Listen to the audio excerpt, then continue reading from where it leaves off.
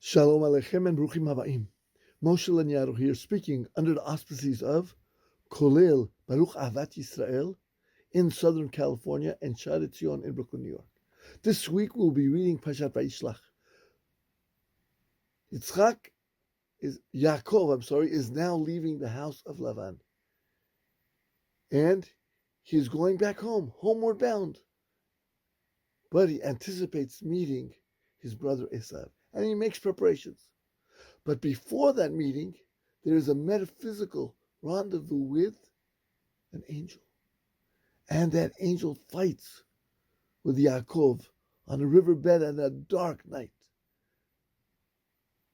Our sages tell us that at first he appeared to Yaakov like a thug, like a vulgar criminal. But he was not able to gain an upper hand on Yaakov. As the night moved on, a change took place, and the thug turned into a priest and continued the fight. But again, he could not gain victory. As the end of the night was nearing, the priest turned into a sage. A metamorphosis took place, and the priest now looks like a rabbi. And then there was an injury to Yaakov made by this angel which had the form of a rabbi. What are our sages telling us? And if I can offer a beautiful explanation which I heard from my rabbis. At first, the anti-Semites in our long history in the diaspora attacked us like thugs. Be it the Nazis, be it the Romans, they were horrible men. Later, they turned into priests, holy men, claiming that they were doing the work of God. Chas v'shalom. The cross was the raison d'etre, to destroy the Jews. Yes. Be it the Muslims, the crazy, wild Muslims of the 11th century. Be it the Catholic Church of the Inquisition. They came in the name of religion.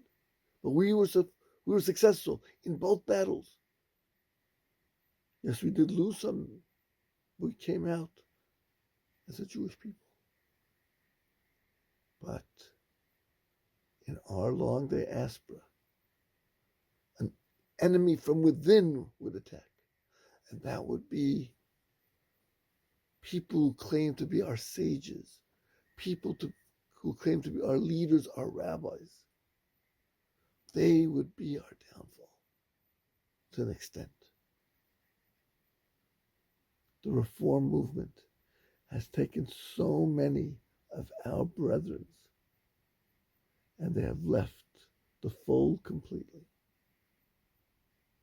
Those are the enemies which scare us the most. As they say, we have met the enemy, and he is us. My friends, I can remember a wedding which one of my mentors, one of my Rosh Yeshivas, had attended. It was a Lubavitch wedding.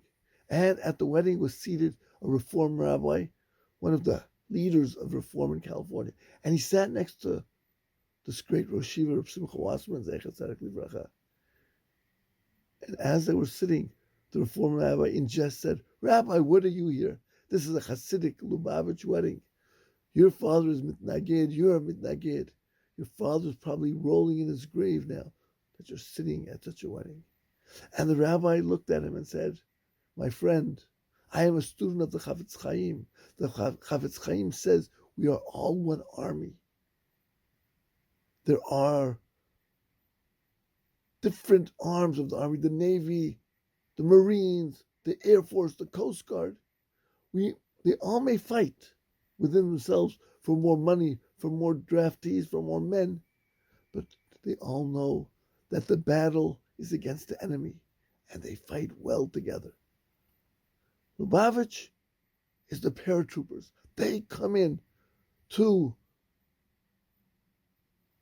the area which has been completely decimated, and they fly from the heaven, and they start planting Torah. The Reform rabbi looked at the rabbi and said, "My friend, Rabbi, I love that mashal.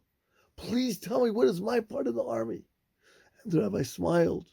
The Rosh Yeshiva smiled and said, "In every army, there are deserters." The Reform rabbi, with a grin, stopped talking. And if I could just mention to those Reform rabbis, don't worry. You can always come back. My friends, Shabbat Shalom.